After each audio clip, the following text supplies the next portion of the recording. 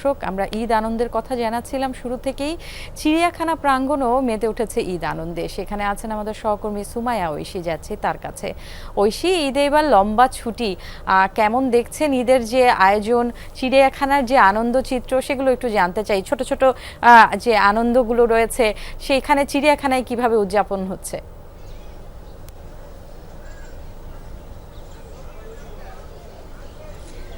Nancy, চিড়িয়াখানায় সকাল থেকে কিন্তু আমরা দেখছি প্রচুর মানুষ এখানে আসছেন পরিবার পরিজন নিয়ে, শিশুদের নিয়ে।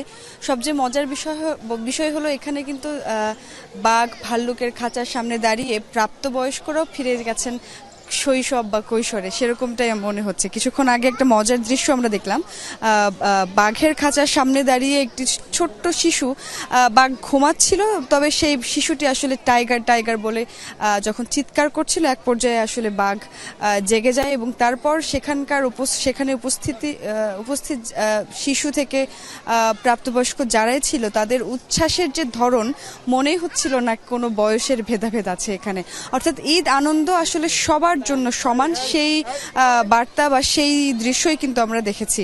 এবং এখন আমরা ময়ূরের যে খাঁচা সেটির সামনে আছে এবং কিছুক্ষণ আগে কিন্তু আমরা দেখেছি যে ময়ূর পেখম মেলে ধরেছিল এবং সেই অসাধারণ দৃশ্যের সাক্ষী কিন্তু প্রচুর মানুষ হয়েছে।